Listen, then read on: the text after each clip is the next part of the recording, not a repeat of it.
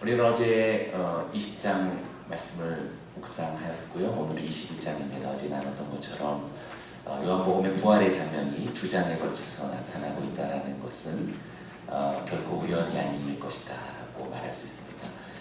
학자들은 요한복음 21장을 후대에 뭔가 첨가한 것이다 라고 이렇게 이야기합니다.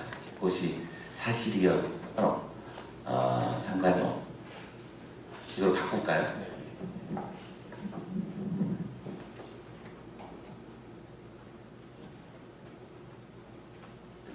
네.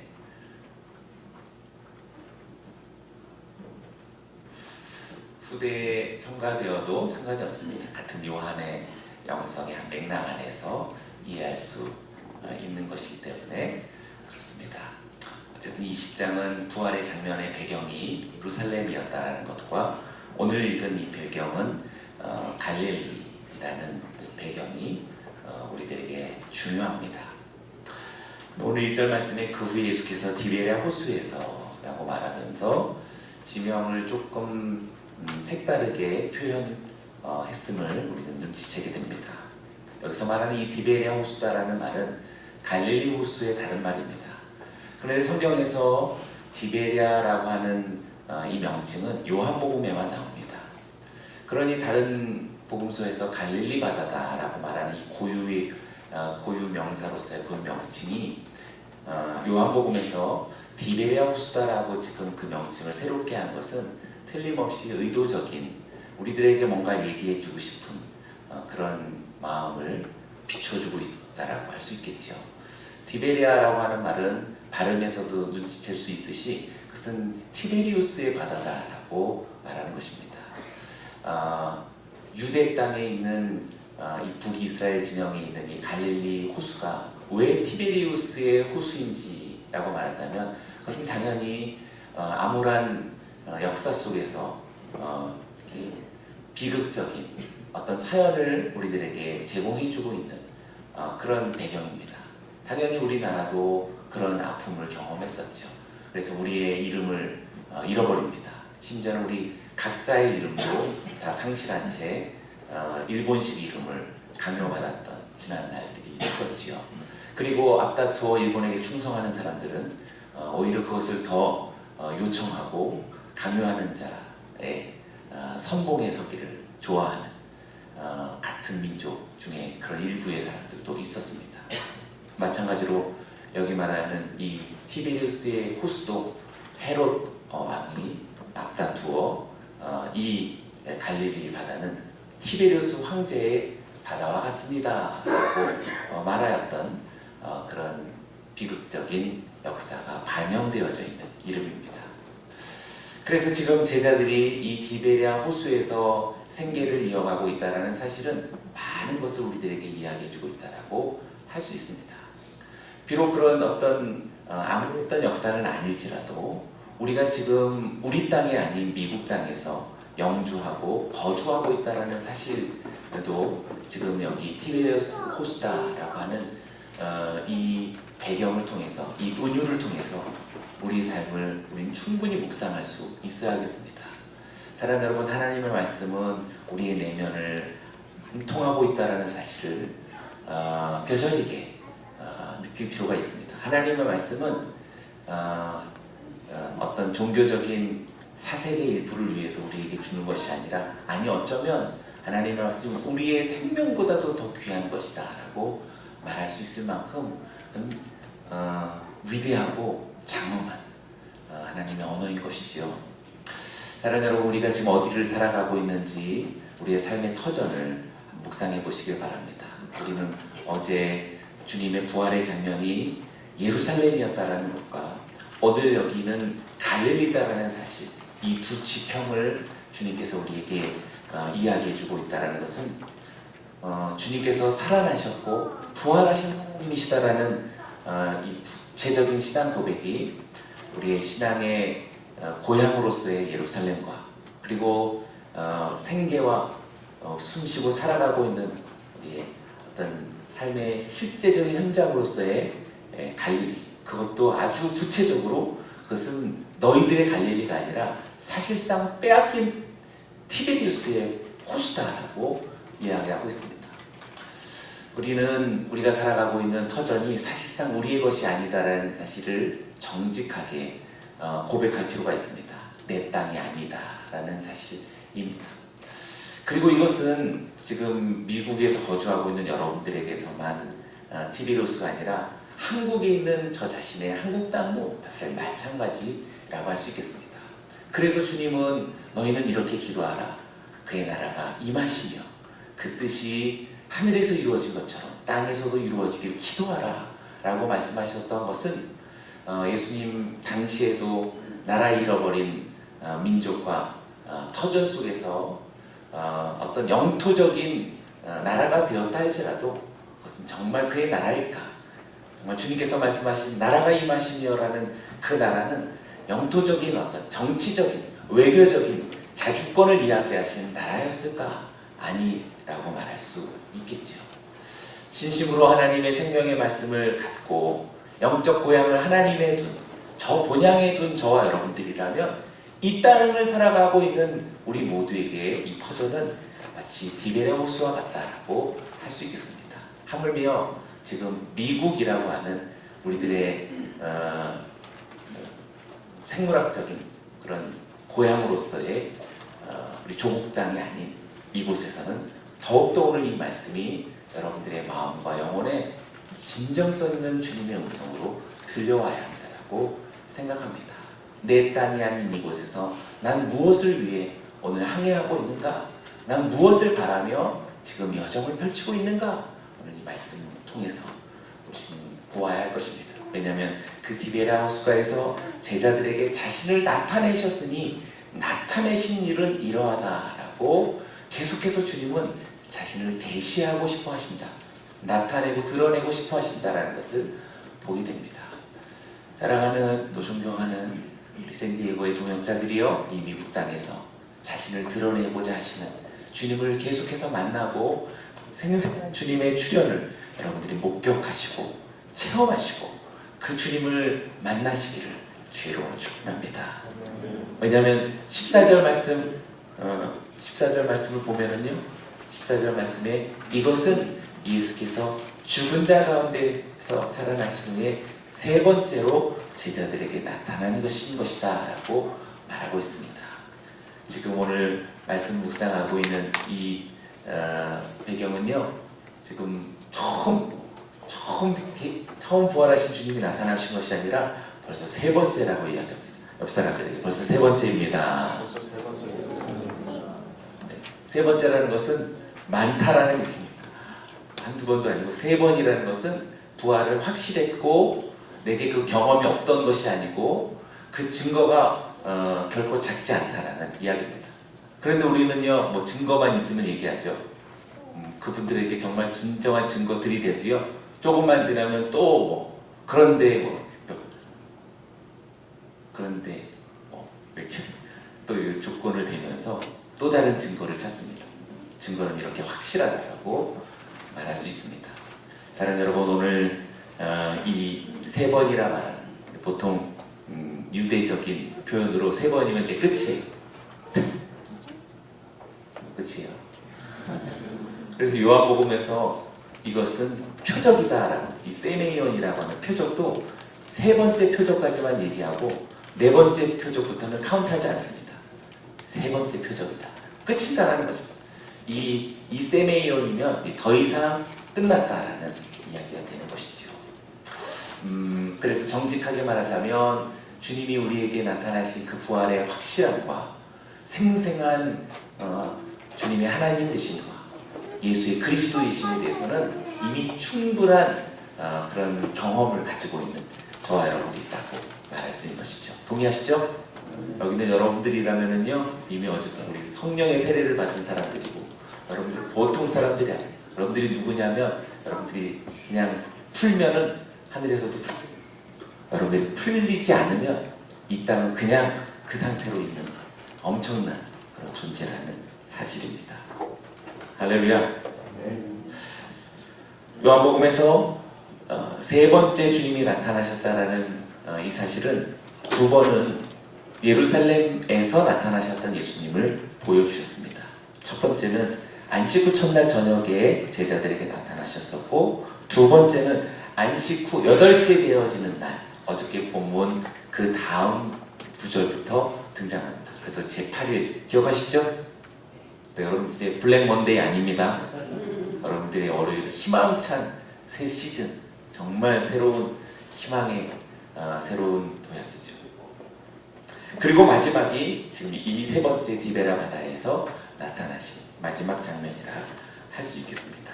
부활하신 예수님께서 가장 먼저 하시려고 했었던 일은 어제 우리가 나눴던 것처럼 갈릴리에서 제자들을 만나려고 하셨던 그런 목적이었습니다.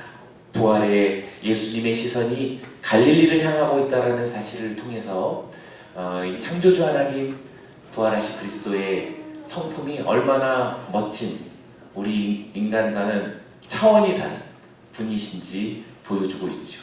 자신을 모욕하고 순환행과 죽음에 이르게 하고 자신을 어떻게 하든지 억울한 그런 형국으로 끌고 갔던 사람들에 대한 응징, 보복, 복수에 대해서는 전혀 관심이 없으신 채 무덤을 나오시자마자 저 촌구석인 갈릴리로 향하고 있는 부활하신 하나님의 이 멋있는 모습이 저와 여러분들의 성품에서도 자라나기를 주로 축원합니다. 할렐루야. 아멘. 절대로 뒤끝을 보이셔서는 안 되겠습니다. 옆 사람들에게 오늘로 뒤끝은 끝입니다. 오늘로 뒤끝은 끝입니다. 우리가 좀 신앙으로 교양이 이제 있게 된 후부터는 많이 참으시잖아요. 근데 여러분들이 많이 참으시는데 아직은 조금 부족하다고 생각됩니다. 왜냐하면 약간 느낌을 남기시니까 그래서 아예 상관없어야 되는데 너무나 원통하니까 메시지에다가도 좀 흔적을 남기죠. 예전에는 막 거칠게 표현했다면 지금 많이 순화돼서 조용한 편인데도 아주 은근히 이렇게 좀 감정을 이렇게 좀 남기잖아요. 메시지에도 그렇고 말에도 그렇고 여운을 남기고 복선을 이렇게 담으면서 그렇습니다. 그러나 예수님의 부활하신 후 거침없이 갈릴리로 향하고 있는 이 장면에 신의 성품을 우리는 발견하게 됩니다. 어려운 일이겠죠. 너무나 어려운 일. 그래서 우리는 성령의 압도적인 그런 우리를 휘몰아치는 성령의 역사와 충만한 이끄심이 필요하겠습니다. 샌디에고에 더 큰 성령의 바람이 불어오기를 축원합니다. 더 놀라운 성령의 역사가 넘쳐나서 내 마음속에 뭘 이렇게 표시하지 않아도 얼마든지 내 마음을 정화시키고 쌓였던 어떤 앙금과 스트레스를 단번에 기쁨으로 회복시키시고 넘치는 소망으로 다시 전망을 바라보게 하시는 그런 주님의 비전이 우리 샌디에고에서 불어올 줄로 믿습니다. 디베라라고 하는 이 말이 앞서 얘기한 것처럼 헤롯 안티바가 주 25년 로마 황제 티베리우스에게 기념하기 위해 갈릴리 바다 서쪽 해변에 도시를 건설하고 그 이름을 붙인 그런 유래한 명칭이 되겠습니다. 우리는 누구를 경배하고 있는가? 우리는 누구를 기념하고 있는가? 우리는 누구를 사랑하고 있는가? 우리는 누구를 목표하고 있는가? 이 디베라 바다가 다 우리에게 보여주고 있는 은유입니다. 여러분들이 한 주간 동안 열심히 어린 그 삶의 투쟁은 무엇을 위한 것인가? 여러분들이 펼쳐지고 있는 여러분들의 항해의 바다는 누구를 위한, 그리고 누구를 기념하는, 결국 그 목적과 종착지는 무엇을 말하는 여정인가? 우리 디베라 바다가 우리에게 이야기해주고 있습니다. 다시금 이 바다에서 부활하신 그리스도를 바라볼 수 있고, 그를 기념할 수 있고, 그를 사랑한다라고 말할 수 있고, 결국 이 바다에서 내 종착점은 티베리우스 황자가 아닌 내 만왕의 왕 그리스도이시다 라고 고백할 수 있는 여러분들이 되어지기를 원합니다. 할렐루야. 2절의 말씀을 다시 한번 읽어봅니다. 시작. 시몬 베드로와 디두보라는 도마와 갈릴리 가나 사람 나다나엘과 세베대의 아들들과 또 다른 제자들이 함께 있더니, 세보면 7명의 제자가 등장하고 있습니다. 상징적인 의미를 갖는 그런 7이라는 숫자라고 확신합니다. 지금 요한복음이죠. 동일한 요한계시록에는 7교회에 편지를 보내게 됩니다.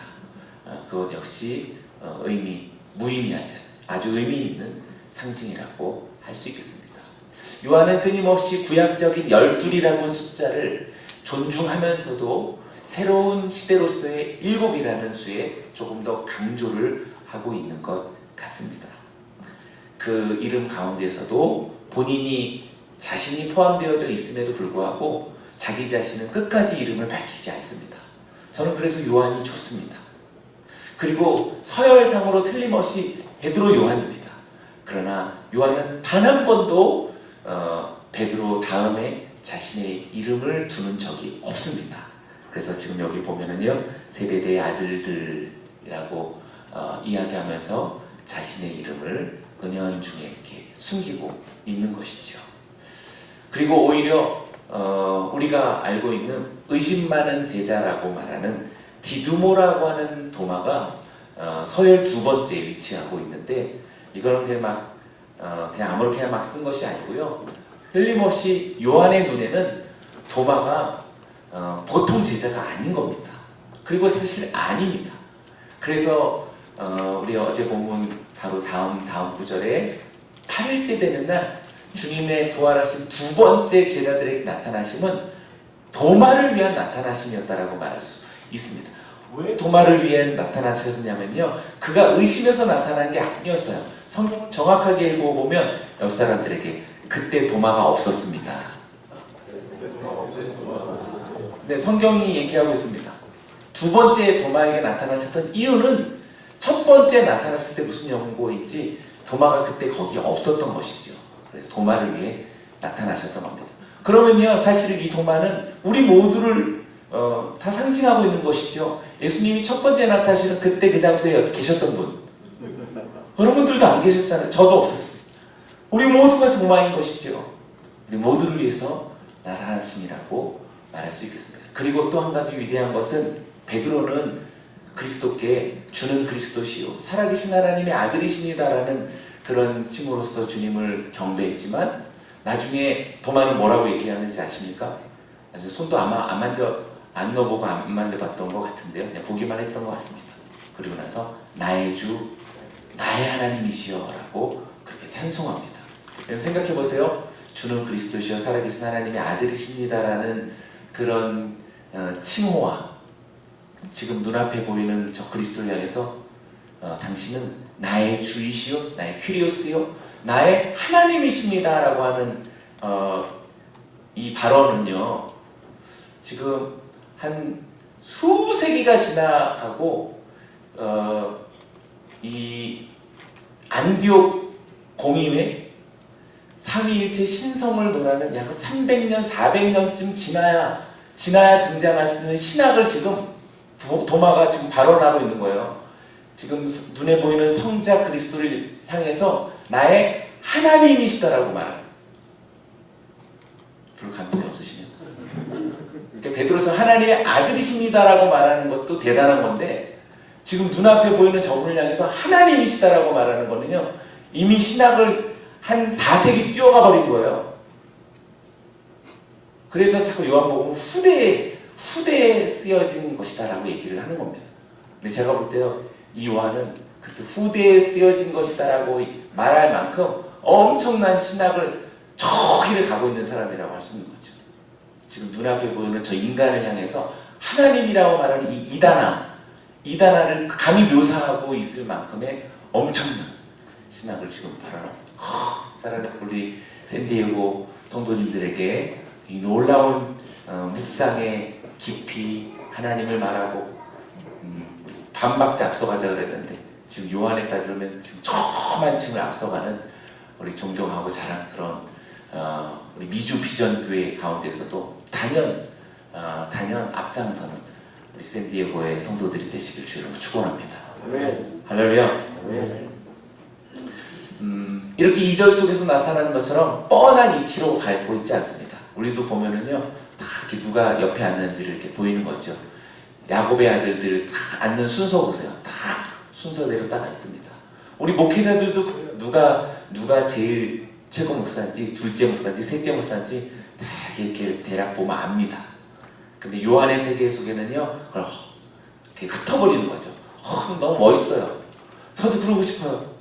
그래서 제가 어저께 막 10년, 20년 되는데도 자신의 이름을 가릴 수 있고 자신의 이름을 저 뒤에다 놓을 수 있는 그런 자신감, 그런 아주 생리적인 본성이 되어져 버린 요한적인 그런 신앙을 저도 막 하고 싶은 거죠. 근데 이제 목회자가 자꾸 시간이 갈수록 자꾸 자기 자리가 연연하게, 저도 자꾸 그런 마음, 욕구가 막 찾아옵니다. 그래서 오늘 우리 샌디에고에서 이 성령 수련을 통해서 다시금 제 마음에도 성결한 마음으로 자기를 가리우고 오직 그리스도를 향한 이 순전한 신앙으로 우리 새롭게 되기를 주님으로 축원합니다. 3절의 말씀을 같이 읽어봅니다. 시작. 시몬 베드로가 나는 물고기 잡으러 가노라 하니 그들이 우리도 함께 가겠다 하고 나가서 배에 올랐으나 그날 밤에 아무것도 잡지 못하더니. 베드로가 여기서 나는 물고기 잡으러 가노라 라고 말하는 이 말 속에 다른 제자 6명이 함께 동참하고 있습니다. 그리고 7명 모두가 다 나는 물고기 잡으러 가노라라는 것에 동의하고 또 따르고 있는 것이지요. 그러나 여기서 물고기 잡으러 간다라고 하는 이 표현은요, 여러 가지를 표현하고 있습니다. 첫 번째는 문자적인 의미 그대로 생계적인 필요를 위해서 지금 디베랴 바다로 다시 나아간다라는 의미를 갖고 있습니다. 그러나 사실상 지금 요한복음 이 끝자락에 와 있는 사람이라면, 아니 요한복음뿐만 아니라 마태, 마가, 누가복음에 대한 이해를 알고 있는 사람이라면 지금 여기서 말하는 나는 물고기 잡으러 간다라고 하는 이 표현 속에 사실 또 다른 의미가 있다라는 것을 우리는 인정할 수 있는 것이죠. 그렇죠? 네, 사랑해요. 생계적인 필요를 위해서 오늘 아침에도 출근한다라고 말하지만 사실상 그 이면 속에 또 다른 무엇, 서로 얘기하지 않더라도 또 다른 무엇인가가 우리는 그 속에 반영되어 있는 것입니다. 특별히 그래서 예수님은 베드로에게 누가복음 속에서 나타난 표현이지만 너를 사람 낚는 어부가 되게 할 것이다. 너는 물고기 잡는 사람이지만 결국 사람을 낚는 자가 될 것이야 라고 그렇게 말씀하셨죠. 그러니 지금 베드로가 나는 물고기 잡으러 가노라 라고 말하는 이 발언 속에서 이미 주님께서 그 3년 전 처음 주님을 만났을 때에 베드로를 향하신 주님의 꿈, 베드로를 길게 하시는 주님의 소망이 자신의 발언 속에 담겨져 있는 것이라고 말할 수 있습니다. 그래서인지 주님은 각 사람에게 나타나실 때 똑같은 문장, 똑같은 칭호로서 나타나지 않습니다. 그래서 베드로에게는 너는 사람 낚는 어부가 될 것이라고 이야기하지만 수가성의 여인에게는 내게 물을 좀 달라라고 이야기하고 있습니다. 만약 내가 너에게 물을 달라는 이가 누군지 알았다라면 너는 영원한 목마르지 않는 물을 달라고 했을 것이다 라고 그렇게 얘기하죠. 사랑하는 여러분, 지금도 디베랴 바다 갈릴리에서 나타나시는 여러분들은 여러분의 딱 안성맞춤으로서의 여러분의 지금 매일 하고 있는 일들, 매일의 사건, 아주 뚜렷하고 구체적인 여러분들의 일상 속에서 주님은 여러 번 말씀하셨을 거라고 생각합니다.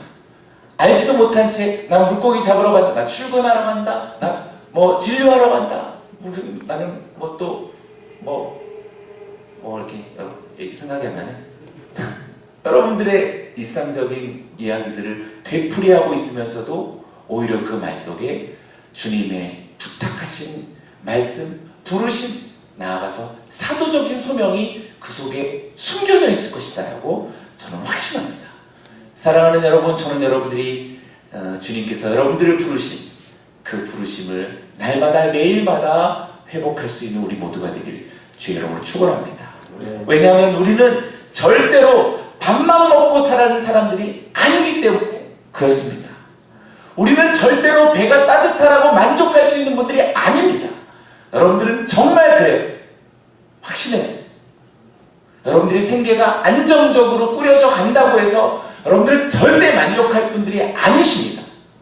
이 미국 땅에서 여러분들의 거주 조건과 생계 문제가 아주 평탄하게 진행된다고 해서 여러분들의 마음은 결코 만족과 안정과 감사와 그리고 충족감을 얻을 수 있는 분들이 아니십니다. 아니어야 해요. 남편의 사업이 잘 된다고 해서, 자녀가 문제없다고 해서, 우리 모두가 건강하다고 해서 여러분들은 절대 만족할 분들이 아니십니다. 그러면 그럴수록 우리는 가슴속 깊은 곳에서 흘러오는 어떤 목마름과 고독이 있는 사람들이 저와 여러분들이십니다. 잘 되면 잘 될수록 오히려 우리 가운데에서 물고기 잡으러 갔다, 오늘 많이 잡았고 만선을 얻었다 라고 말하면서 기뻐할 수 있겠죠. 그러나 그 기쁨 속, 그 이면 속에 뭔가 채워지지 않는 그 무엇이 있는 거죠.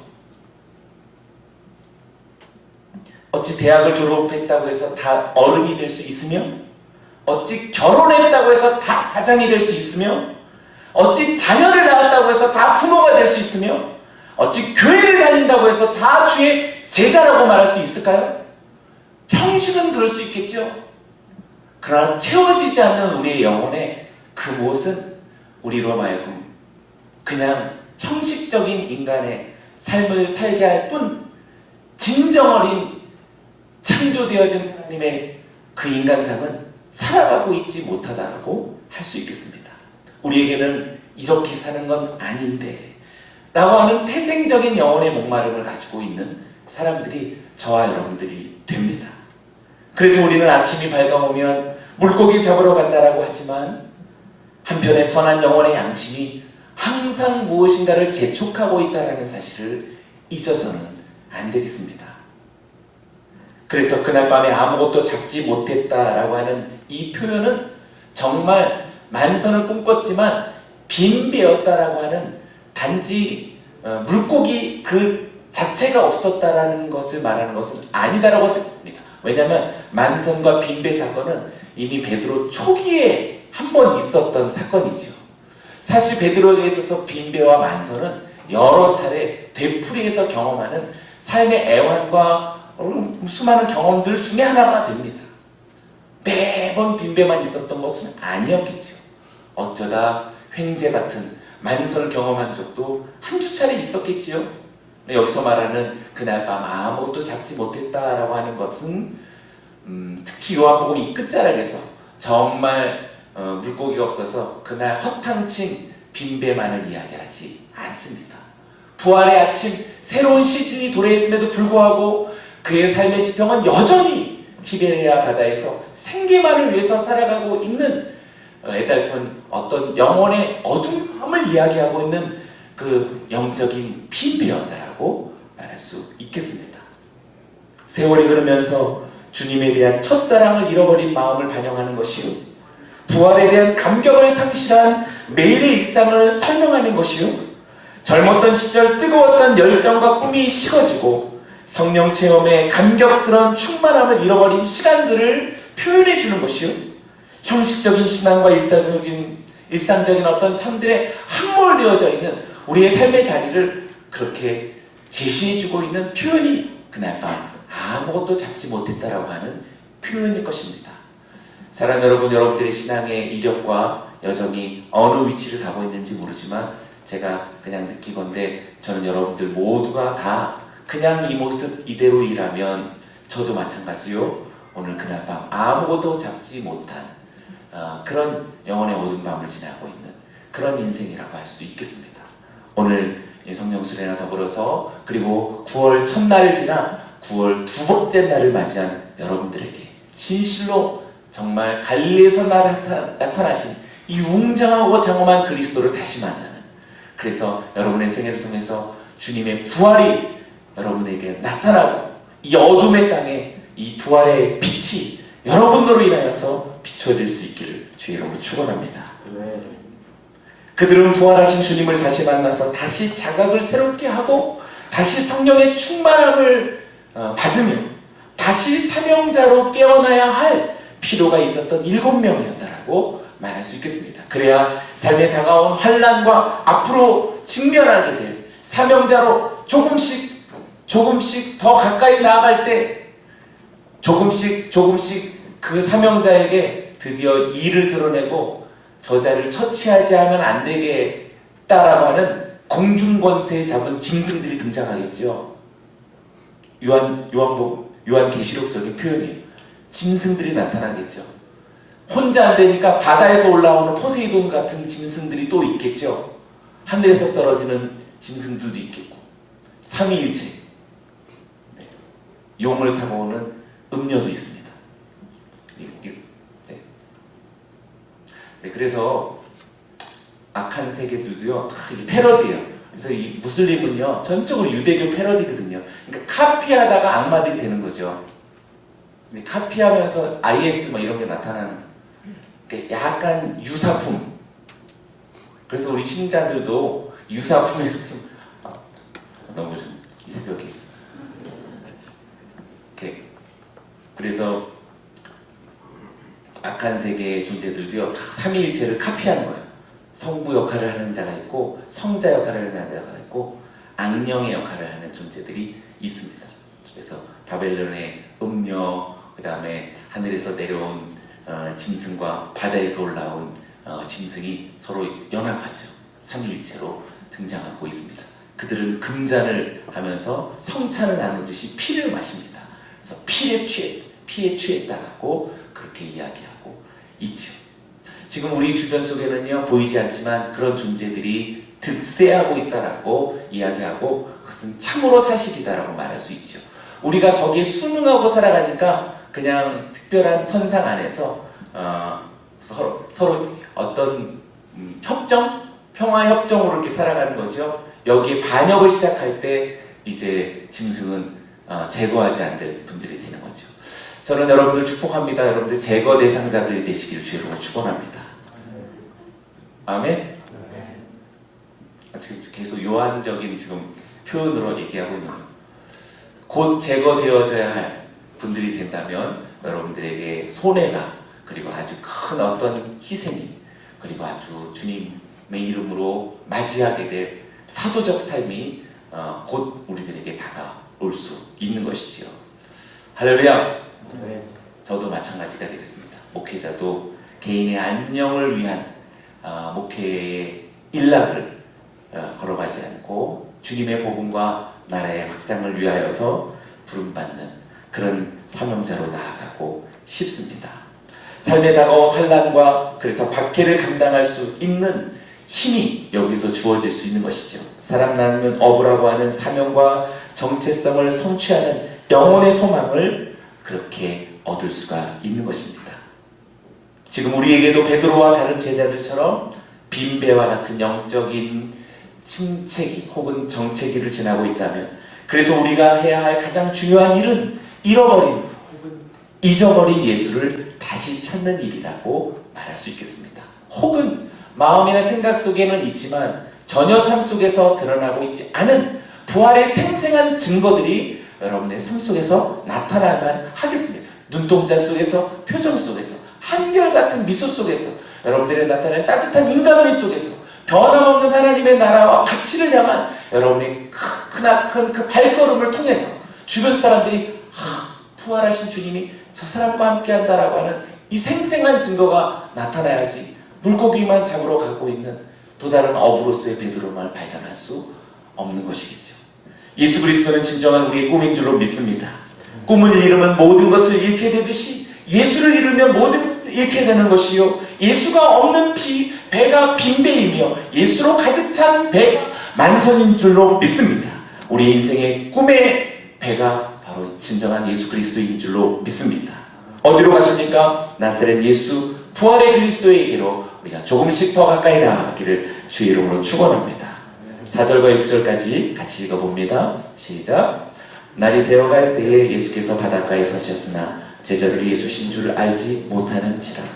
예수께서 이르시되 얘들아 너희에게 고기가 있느냐? 대답하되 없나이다.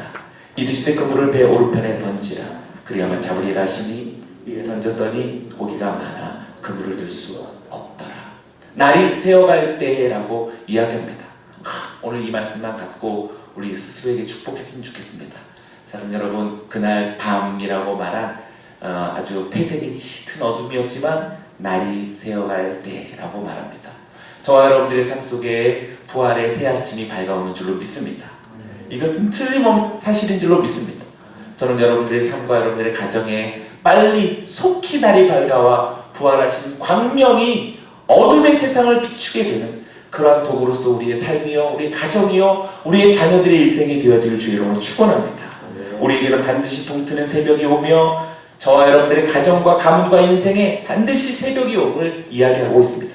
보십시오. 벌써 주께서 바닷가에 이미 서 계신다라고 이야기하지 않습니까? 뿐만 아니라 주님은 바닷가에 서 계시지만 그렇게만 계시지 않고 제자들에게 소리치고 있는 분이심을 이야기하고 있습니다. 5절 말씀을 보니 얘들아 너희에게 고기가 있느냐라고 그렇게 말씀하십니다. 잘 보면은요, 지금 이 말은 지금 호숫가잖아요. 호숫가가 잔잔하기는 한데 사실 지금 배가 뒤에 있는 정보에 의하면 약 200규빗, 한 사람 한 90m, 한 100m 정도 떨어진 데에서 지금 있는 거예요. 바닷가, 새벽 바닷가. 동이 터울을 무렵이었으니까 좀 어두웠겠죠.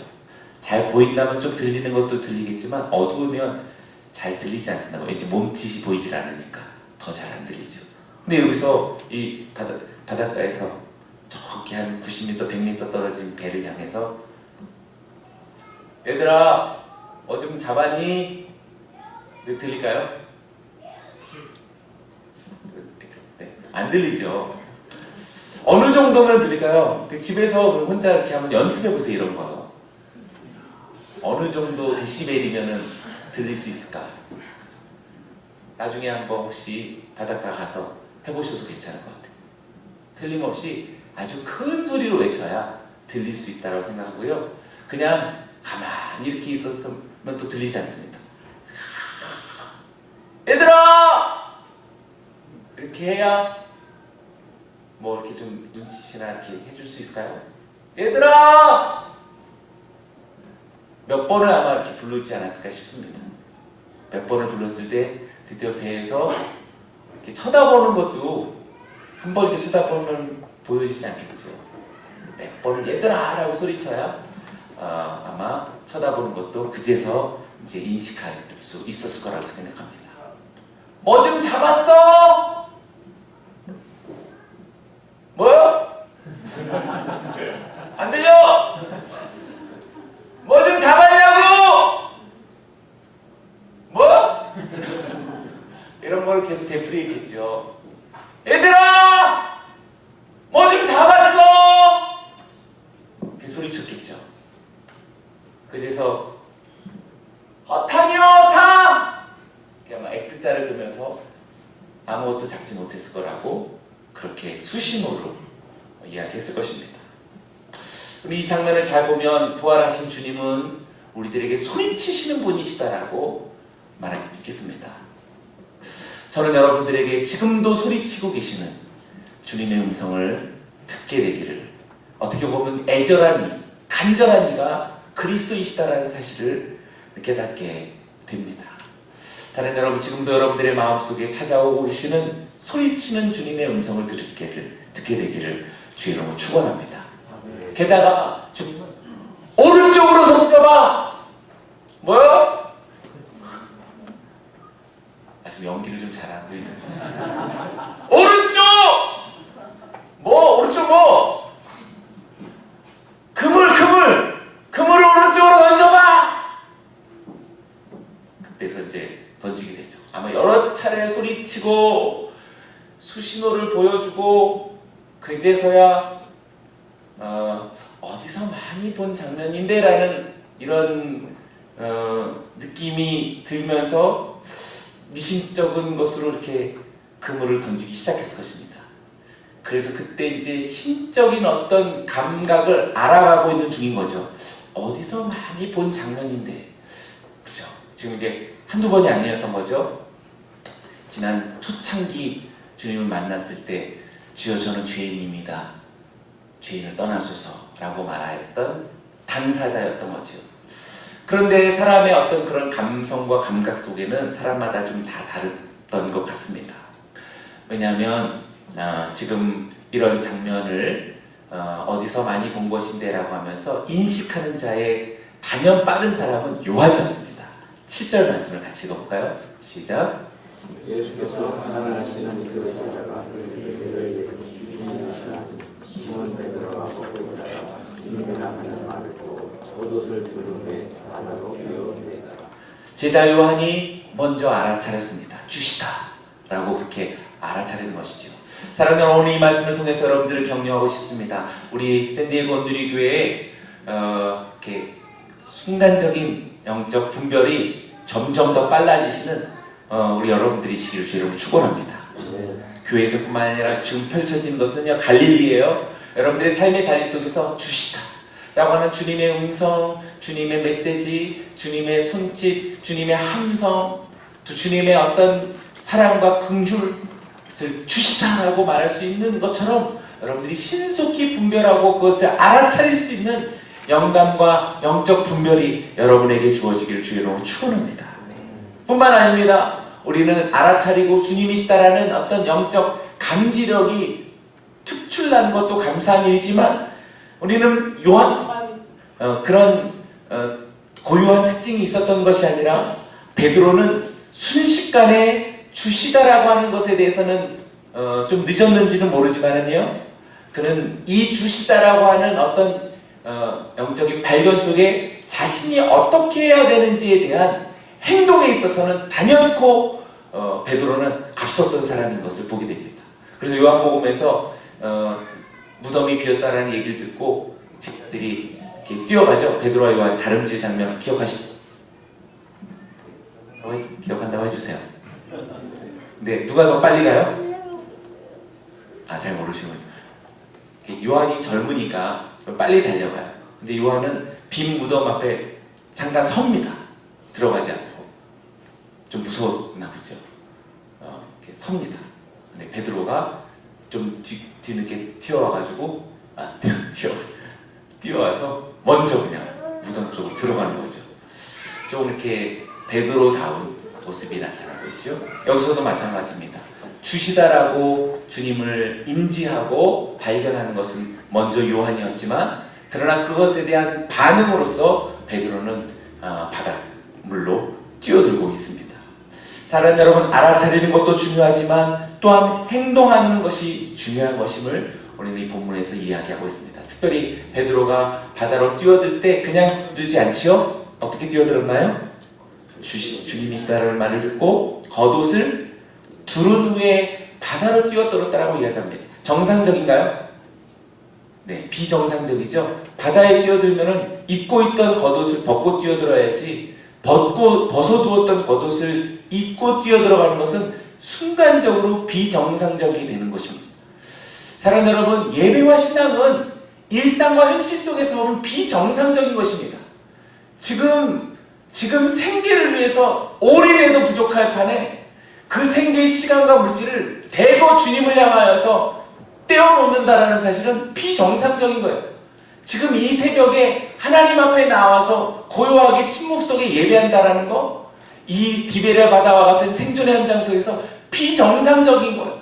점점 더 비정상적이어 되는 거죠. 사도들은 그렇습니다. 지금 이후로 베드로는요 더 비정상적으로 되어갑니다. 사랑하는 여러분, 이 비정상의 정상화가 저의 삶 속에서도 이루어지게 되기를 원합니다. 세속의 현장 속에서 티베리우스가 이야기한 가치를 따라서 살고 싶지 않아요. 티베리우스 황제의 방식에 따라서 그 여정을 이 바다에서 살고 싶지 않은 거예요. 우리 모두가 보이지 않지만 만왕의 왕이 가르쳐주시는 삶의 방식을 따르고 싶은 거죠.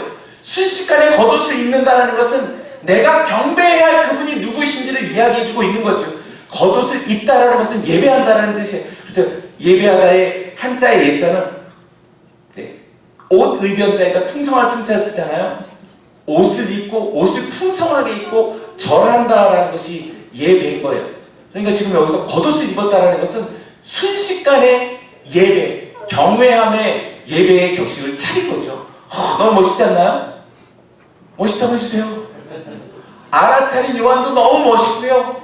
그리고 순식간에 예배적인 상황으로 자신을 탁 갖추고 있는 이 요한, 이 베드로의 모습도 너무 멋있습니다. 샌디에고 여러분, 말만 무성한 사람이 되지 않기를 원합니다. 우리의 영적 지각이 분명하게 살아서 주님이 말씀하신 그 특별한 영적 감각이 살아나는 요한 같은 여러분들이 되길 주의 이름으로 축원합니다. 뿐만 아니라 베드로처럼 순식간에 지금 비정상적인 삶을 정상적인 것처럼 과감하게 뛰어들 수 있는 눈치 보지 않고 누군가가 베드로와 같은 여러분들이 있기를 주의 이름으로 축원합니다. 할렐루야. 부활하신 그리스도께서, 예수님께서 그가 생각할 수 있었던 경외함의 표현이며 예배의 환경이었지요. 미약하나마 베드로에게 예배자의 영성이 살아 움직이고 있다는 사실에 놀라움을 금할 수 없습니다. 우리 모두에게도 이런 DNA가 있습니다. 알아차릴 수 있는 능력이 우리들에게 있어요. 그리고 우리들에게도 뛰어내릴 수 있는 용기가 있습니다. 아멘. 그리고 우리들에게도 겉옷을 입어야 한다는 영성이 있습니다. 없지 않아요. 없다라고 자꾸 이야기하는 티베리우스가 우리의 매일의 삶을 지배하고 있기 때문에 거기에 익숙해져 있을 뿐이지, 우리에게는 알아차릴 수 있는 능력도, 뛰어내릴 수 있는 용기도, 겉옷을 입어야 한다는 영성도 다 모두에게 성령의 임재로 인해서 있는 것입니다. 할렐루야. 네. 오늘로부터 이 모든 영적 감각과 영성과 용기가 다 성령의 충만함과 함께 살아나기를 주의 이름으로 축원합니다. 8절의 말씀을 같이 읽어봅니다. 시작. 다른 제자들은 육지에서 거리가 불과 한 50칸쯤 되므로 작은 배 타고 물고기 든 그물을 끌고 왔어. 베드로가 바다를 헤엄친 거리는 50칸쯤 되었다라, 아까 말한 것처럼 200규빗 90m쯤 되었다라고 말합니다. 그가 헤엄치면서 막 굉장히 어떤 격정이 막 일어났겠죠. 순식간에 겉옷을 입는 행동을 보아서 지금 90m를 헤엄치고 가는 베드로에게 아마 격한 어떤 그런 감정이 막 여기서 소용돌이 쳤을 거라고 생각합니다. 우리는 여기서 잠시 하나의 어떤 장면을 유심히 봐야 합니다. 왜냐하면 여기에 어떤 하나의 선이 있다는 사실을 발견합니다. 왜냐하면 주님께서는 평상시 같으면, 공생의 주님 같았으면 사실 바다 위로 걸어오셔야 하는 주님이십니다. 근데 주님이 움직이고 있지 않다라는 사실입니다. 누가 움직이고 있냐면 베드로가 움직이고 있는 거죠. 전에는 바다에 허우적거리고 있었던 베드로를 향해서 주님이 걸어오셨죠. 그러나 부활하신 이후 신성의 그리스도는 바닷가 저기에 서 계십니다. 옆 사람들에게 주님이 서 계십니다. 주님이 서 계십니다. 순환과 죽음 그리고 부활 이후 주님은 어느 선에 머물러 있음을 우리는 보게 됩니다. 안나스의 집에서 문 앞에 서 있던 베드로를 기억하지요? 베드로가 그 안나스 대제사장의 집으로 들어가지 못한 채 문 앞에 서 있었던 것을 우리는 보게 됩니다. 일종의 선입니다. 베드로가 이제 이 선을 넘어가고 있다는 사실을 우리는 발견하게 됩니다. 그가 겉옷을 입고 막 헤엄쳐가고 있는 이 짧은 90m는 절대 90m 헤엄치기가 아닙니다. 그가 이전에 물고기 잡는 어부, 주님을 따랐지만 한계의 선을 넘지 못하였던 의심과 삶의 여러 가지 번민과 번뇌로 가득했던 한 인간을 뛰어넘는, 어저께 요셉에 따르자면 무성한 가지, 담을 넘어가고 있는 그 무성한 가지로서의 요셉인 것처럼 지금 베드로도 이 선을 넘어가고 있는 중인 것이지요. 분단의 선을 넘어서고 있는 베드로의 이 90m 헤엄치기의 몸부림을 우리가 꼭 기억할 수 있게 되기를 원합니다. 사랑하는 샌디에고의 동역자들이여, 저는 여러분들도 이제 이 선을 넘는 바로 그 성도들이 되시기를 주의 이름으로 축원합니다. 할렐루야. 할렐루야. 지금 여기까지 너무 훌륭하셨어요. 너무 잘하셨어요. 근데 여기서 멈추면 안 되고요. 이제 이 선을 넘어가는 거죠. 제가 얘기했잖아요. 어제 우리는 좋은 신앙인이 목표가 아니라 옆 사람들에게 사람이 아닙니다. 제가 원하는, 제가 떠나기 전까지 여러분 다 사람이 아니게 만들고 싶다. 사람이 아닌 거죠. 주님이 원하시는 건 다 그 장면입니다. 다 지금 사람이 아닌 사람들이 등장하고 있는 것. 가히 사람이라고 말할 수 없는 성령의 신들진 사람들의 모습을 보여주고 있습니다. 그래야 짐승들과 싸워서 이길 수 있는 것이요, 그래야 하늘의 뜻이 땅에서도 이루어지는 거룩한 통로가 되는 것이죠. 혼간 흉악한 죽음과 악한 악마의 세력을 창궐하고 있는 이 세대 속에서 하나님으로 인해서 보냄을 받은 자의 이 신성의 능력이 어떤지를 보여주는 바로 그 사람들이 성령의 사람, 저와 여러분들인 거죠. 할렐루야. 이것이야말로 진짜 신앙생활인 줄로 믿습니다. 할렐루야.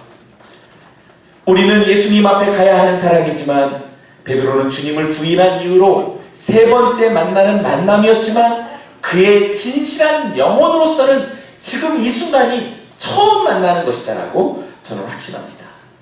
만난 장면 이후가 어떤지 9절과 10절을 같이 읽어봅니다. 시작. 육지에 올라오니 숯불이 있는데 그 위에 생선이 놓였고 떡도 있더라. 예수께서 이르시되 지금 잡은 생선을 좀 가져오라 하시니, 예수님은 이미 제자들을 맞으려고 하던 계획을 갖고 계셨던 분이십니다. 만약 아까 그 바닷가에서 얘들아! 라고 얘기했을 때 우리 어부들 그렇게 순수한 분들이 아니시잖아요. 네. 어촌에 사시는 분들이 얼마나 산전수전 겪으신 분들이 했어요. 얘들아 라고 하는 그 소리에 그냥 한가하게 반응해 줄 수 있는 어부들이 세상에 어디 있겠어요. 거의 뭐 새벽부터 정신 나간 사람이 있나 보다 하고서 그냥 더 깊은 바다로 나갈 수도 있었겠죠. 그러면 예수님이 준비한 것이 더 허탕이 될 수 있겠죠. 근데 지금 숯불과 떡이 있다라는, 그리고 생선이 있다라는 사실을 보면은 주님은 틀림없이 이 바닷가에서 저들을 만날 계획을 갖고 있었고 확신까지 갖고 있었다라고 말할 수 있겠습니다. 예수님은 확신하고 계셨고 우리는 지금 이 장면도 또한 교훈으로 배울 필요가 있겠습니다. 우리들 너무 많은 추측과 분석이 그리고 의심이 우리로 하여금 희망의 잔치를 만들 수 없게 만든다는 사실을 기억하시죠? 우리에게 많은 의심이 있어서 소중한 헌신과 봉사와 선처도 사실상 우리는 주저하고 있습니다. 내가 돕는 이것을 저 사람이 헛되게 쓰면 어떻게 하지? 라고 하지 않습니다. 내가 이렇게 했는데도 매몰차게 무시해버리면 어떡하지? 라고 하는 걱정 때문에 우리는 소중한 용기도 상당히 자제하고 있는지 모르겠습니다. 만약에 준비한 이 생선과 떡이 숲으로 돌아가면 이 부활한 신성의 무한함은 뭐라고 설명하지? 라고 목사쯤 돼서 이렇게 얘기했는데 그냥 거절당하면 무한해서 어쩌지?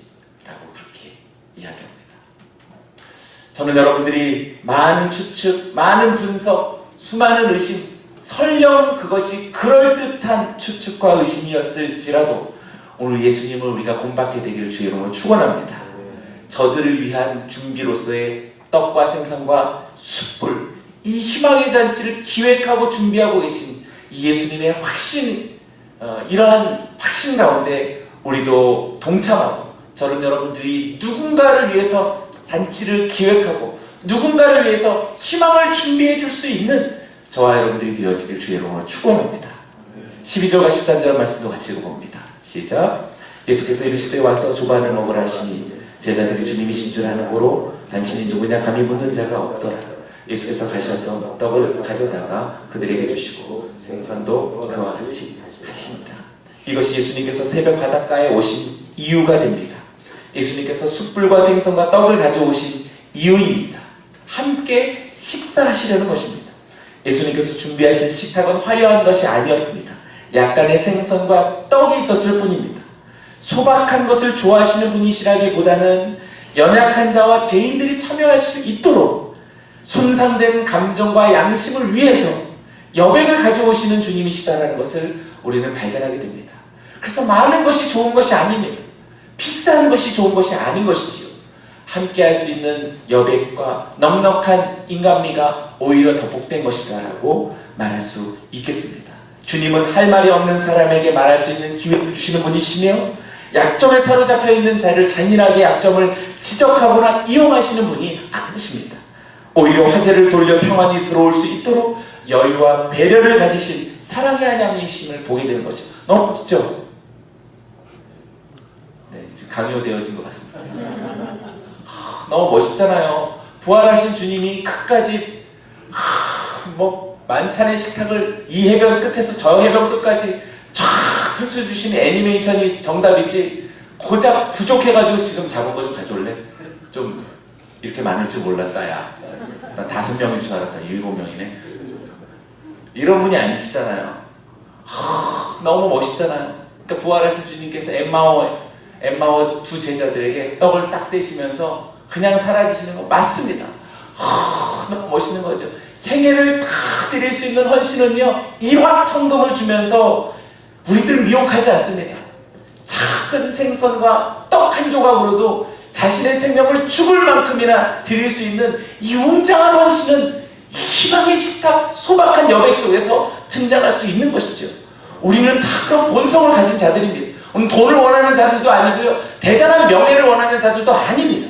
우리들의 본성에는 진정성 있는 신의 형상, 바로 그것이죠. 그것만 확인되어진다면 우리는 생명조차 드릴 수 있는 자들이 바로 요한과 베드로처럼 여러분들인 줄로 믿습니다. 사랑하는 여러분들이 여러분의 세계 속에서 이 새벽에 이 빛나는 이 찬란한 이 눈부신 희망의 명장면이 여러분들의 인생 자체가 되어지기를 주의 이름으로 축원합니다. 아멘. 새벽 이 바닷가 속에서 푸르게 동터오르고 있는 장면 속에 빨간 숯불을 한번 상상해 보십시오.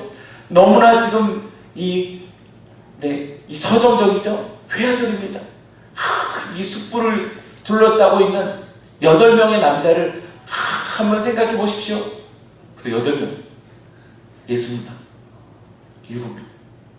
이들이 왁작지껄 떠들면서 지금 있지 않아요. 아무 할 말이 없어요. 침묵의 바닷가 속에서 딱딱 숯불이 이렇게 타오르는 소리야, 떡조각, 생선을 굽고 있는 이 명장면이 여러분들의 삶 속에서 각인되어지기를 주의 이름으로 축원합니다. 아직이라고 말하는 사람들에게 묻습니다. 우리는 무엇을 더 준비해야 하는가? 차라리 부족하고 연약한 것을, 준비되지 못한 것을 여백으로 생각하기를 원합니다. 우리들의 부족은 더 이상 수치와 절망이 아니라 또 다른 연약한 사람들이 둥지를 틀 수 있도록 배려해주는 사랑의 공간이라고 생각합니다. 여러분들이 열등감이라고 말할 수 있는 그 부족을 주님께서 부족하게 가져오신 이 장면처럼 여러분들의 연약함은 또 다른 연약한 자들이 숨 쉴 수 있는 공간이 되고, 여러분들의 모자람, 여러분들의 실패는 수많은 실패하는 사람들이 여러분들과 함께 식탁을 마주하면서 주님을 묵상하고 나눌 수 있는 소중한 보금자리가 되어줄 것입니다. 너무 잘나지 마세요. 너무 완벽하지 마세요. 너무 다 성공하지 않았으면 좋겠어요. 여러분들의 실수, 여러분들의 연약함이 주님의 거룩한 소품이 되어지기를 주의 이름으로 축원합니다. 네. 상상해 보십시오. 검푸른 새벽가에 펼쳐진 빨갛게 타오른 이 빨간 숯불을, 초라한 듯이 놓여진 생선 몇 마리와 떡 조각들을, 주님이 연출하신 이 소품들을 모두가 소리쳐서 부르고 있는 주님의 함성입니다. 얘들아, 뭐 좀 잡아니? 이리로 오라! 라고 말하는 이 엄청난 함성과도 같은 소품을 눈여겨보고 우리의 삶도 이제 이 디베랴 호수에서 눈부신 회복의 식탁, 그리고 사명의 식탁으로 나아가시기를, 영광스러운 왕의 식탁으로 나아가시기를 주의 이름으로 축원합니다. 영혼의 어두운 밤을 지나는 지치고 피곤한 순례자들에게 주님의 식탁, 만왕의 왕의 식탁 앞으로 돌아오라고 우리가 소리칠 수 있는 우리 모두가 되기를 축원합니다. 마지막 11절 말씀을 제가 읽어봅니다. 시몬 베드로가 올라와서 그물을 육지에 끌어올리니 가득히 찬 큰 고기가 153마리나 이같이 많으나 그물이 찢어지지 아니하였더라. 베드로의 일행이 잡은 물고기는 153마리였다라고 말합니다. 여러분들에게 한번 질문해 볼게요. 지금 성경의 저자가 153마리를 셀 만큼 한가한 사람이었을까요? 그리고 이걸 왜 얘기해 주는 걸까요? 모나미 볼펜을 위해서. 153마리였다라는 이야기. 그래서 여러분들 성경 묵상도요, 사실 이렇게 계속 고민하고, 이 너무 맛있지 않나요? 153마리. 소인수분 해도 안 돼.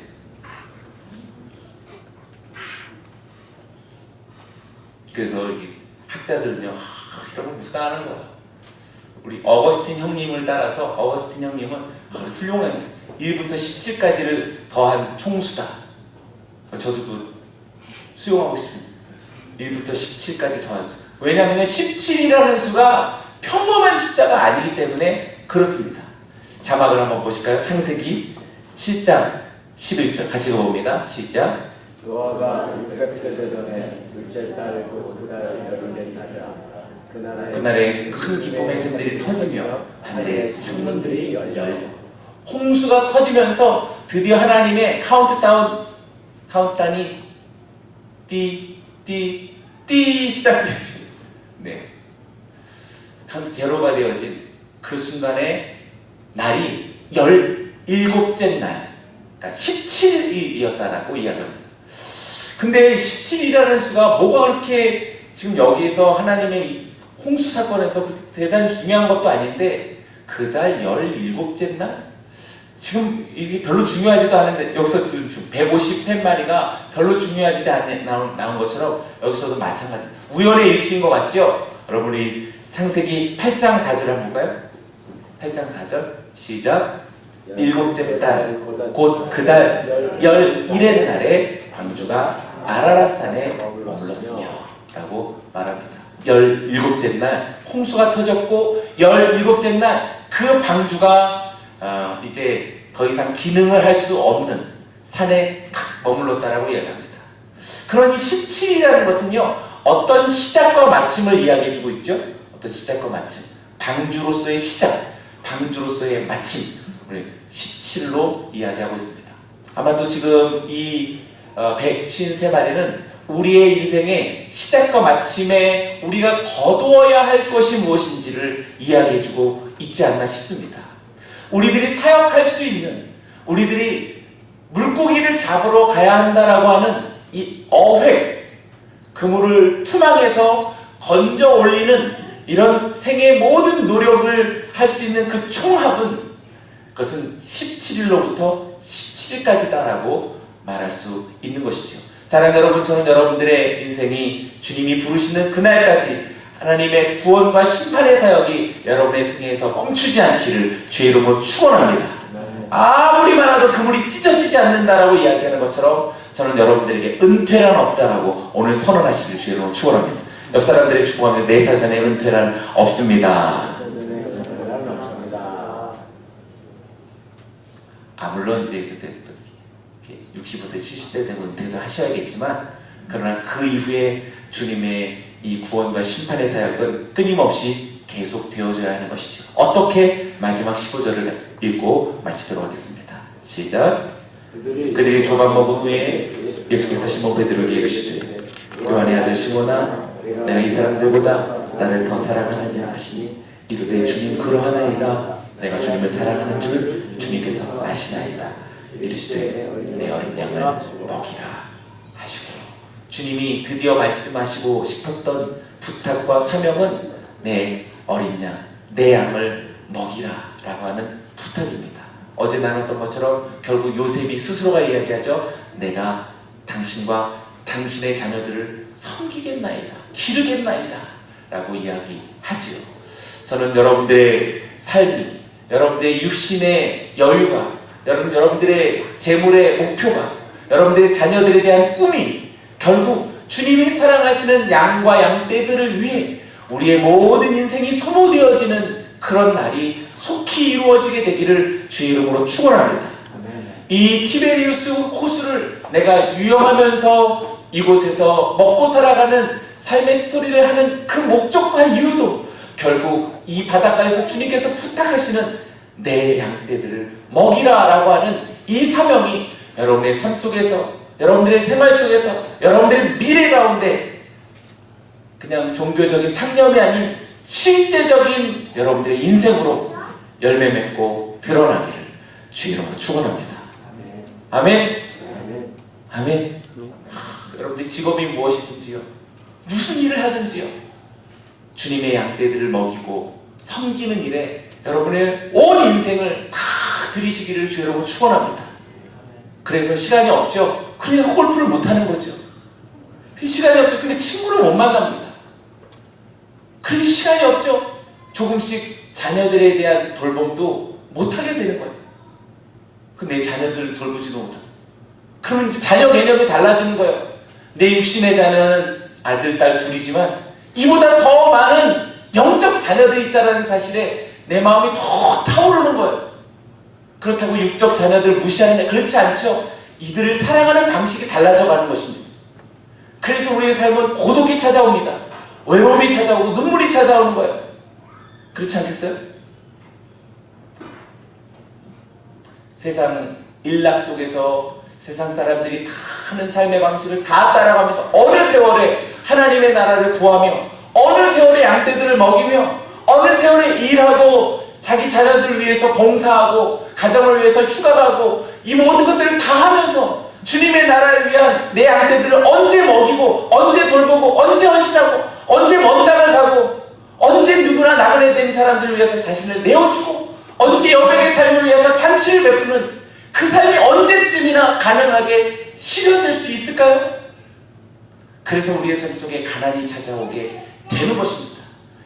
우리의 삶 속에 물리적인, 공간적인 영적 가난이 찾아오기 시작합니다. 담대하게 맞이하고 기꺼이 주님과 더불어서 그 삶을 위해서 헌신하는 사람들에게 자신의 개인적인 안녕은 서서히 멀어져 가게 되는 것이지요. 사랑하는 여러분, 이 삶으로 저는 여러분들을 초대하고 저도 이 삶을 향해서 주님과 함께 나아가기를 원합니다.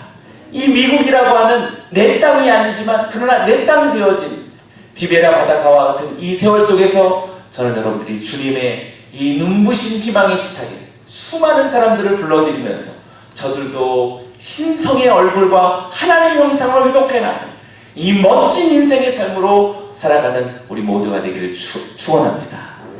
그렇게 우리를 부르신 주께 감사의 박수를 드립니다. 제가 마무리하고 기도하고 마치겠습니다. 오른손을 가슴에 얹고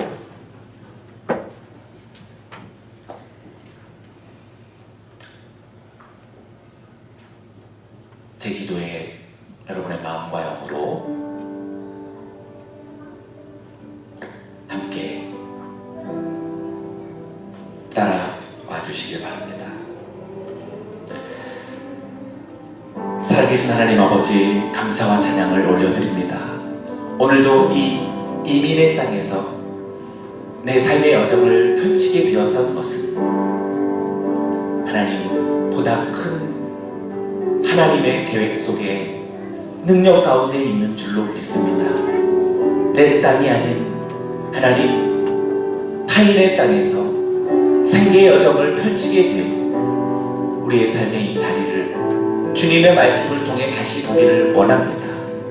무엇을 위한 항해이며 어디로 가는 여정인지 다시 돌아보기를 원합니다. 그리고 문득 빈 배가 되었을 때 저 바닷가에서 들려오는 함성을 들을 수 있는 귀를 열어주시고 느낄 수 있는 마음의 감각을 다시 살려주시옵소서. 주시다라고 말하는 지난날 내게 주신 우리 하나님의 은총을 회복해낼 수 있는 능력을 허락해 주시고 다시 겉옷을 입고 바다에 뛰어내릴 수 있는 용기와 주님 앞에 어떠한 모습으로 나아가야 할지 우리의 마음에 두근거리는 마음을 다시 회복시켜 주시옵소서.